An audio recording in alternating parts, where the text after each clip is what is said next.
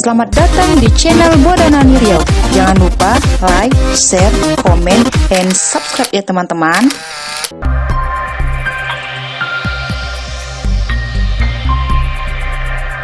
Bismillahirrahmanirrahim. Assalamualaikum warahmatullahi wabarakatuh. Hai teman-teman, berjumpa lagi dengan Bunda Nani. Nah teman-teman, sesuai dengan janji Bunda Nani sebelumnya di video komunikasi positif part 1, Bunda Nani akan menyampaikan kembali lanjutan. Nah apa ya lanjutannya? Nah kali ini Bunda Nani akan membahas elemen yang harus dihindari. Kalau sebelumnya elemen yang harus ada dalam komunikasi positif. Nah kali ini Bunda Nani akan membahas elemen yang harus dihindari. Ingat ya teman-teman, elemen yang harus dihindari. Jadi artinya elemen ini tidak dipergunakan pada saat kita berkomunikasi dengan orang tua. Nah, yang pertama elemen yang harus dihindari yaitu konfrontasi. Konfrontasi itu apa ya teman-teman? Jadi kita sebagai guru atau pengajar hindari untuk melakukan pertentangan. Nah jadi teman-teman, konfrontasi itu ialah kita sebagai guru atau pengajar harus menghindari hal-hal yang bertentangan.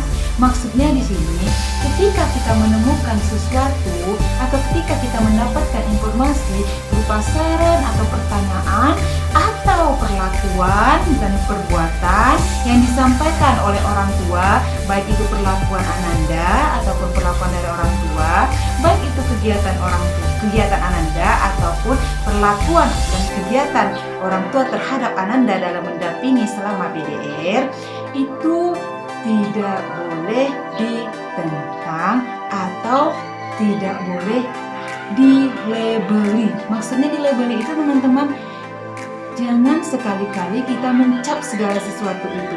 Atau misalnya di luar batas hal-hal yang sewajarnya, kita sebagai guru tidak boleh langsung melabeli atau mencap hal tersebut. Misalnya dengan mengatakan ini salah, atau misalnya dengan mengatakan itu tidak boleh dilakukan, atau misalnya dengan mengatakan itu tidak benar, kurang berpendidikan, atau misalnya malas sekali, atau misalnya jawab malas ya nak. Jadi kita menghindari hal-hal yang bersifat bertentangan. Jadi kita hindari hal-hal yang bertentangan, baik itu terhadap peserta didik kita maupun terhadap orang tua peserta didik.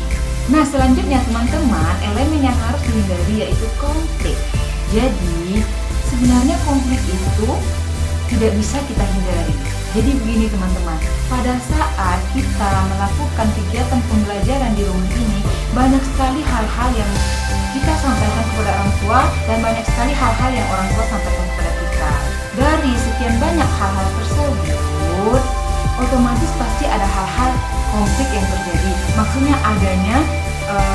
Maksudnya adanya kesalahpahaman terhadap orang tua ataupun guru, atau misalnya terhadap orang tua yang lain, atau misalnya terhadap anak-anak yang lain.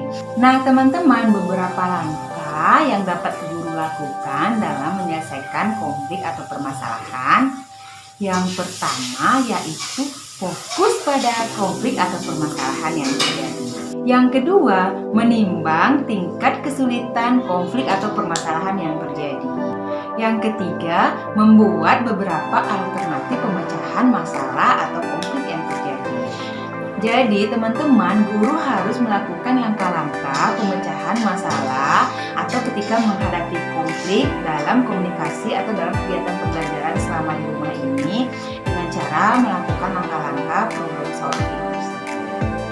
Nah teman-teman, sebelum kita lanjutkan elemen ketiga yang harus kita hindari pada saat berkomunikasi dengan orang tua, Bunda Nani mengucapkan terima kasih kepada teman-teman yang sudah mensubscribe dan mendukung channel Bunda Nani Riau sampai detik ini. Dan mudah-mudahan teman-teman yang sudah mendukung mendapat pahala dan bernilai jariah. Bagi teman-teman yang belum subscribe, Bunda Nani minta untuk subscribe dulu ya channelnya sebelum kita lanjutin videonya dengan cara tekan tombol like, kemudian tekan tekan tombol subscribe, bunyikan loncengnya, supaya teman-teman mendapatkan informasi setiap adanya upload video terbaru dari Bunda Nani. Selanjutnya teman-teman silahkan share ke akun media sosial teman-teman atau kepada yang membutuhkannya. Kita tidak pernah tahu, hal-hal yang kita anggap biasa bisa saja dibutuhkan oleh orang lain. Oke, kita lanjut elemen yang ketiga. Nah teman-teman, elemen ketiga yang harus dihindari yaitu ceroboh.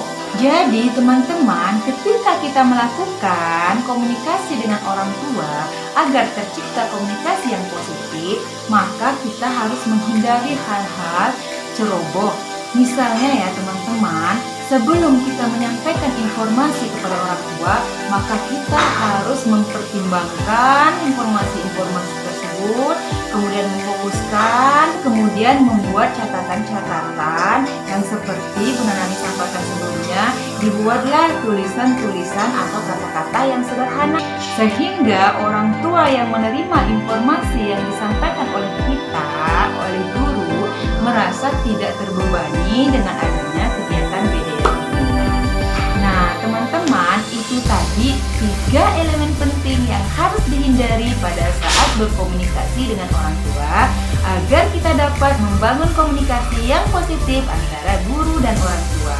Dengan adanya komunikasi positif antara guru dengan orang tua akan menghasilkan proses pembelajaran atau yang kita sebut dengan BDR ini berjalan dengan efektif dan efisien, sehingga kita dapat mencapai tujuan pendidikan atau tujuan pembelajaran yang kita harapkan. Sampai jumpa di video selanjutnya. Salam sehat selalu, salam pembaharu pendidikan. Assalamualaikum warahmatullahi wabarakatuh. Salam sejahtera untuk kita semua. Dadah.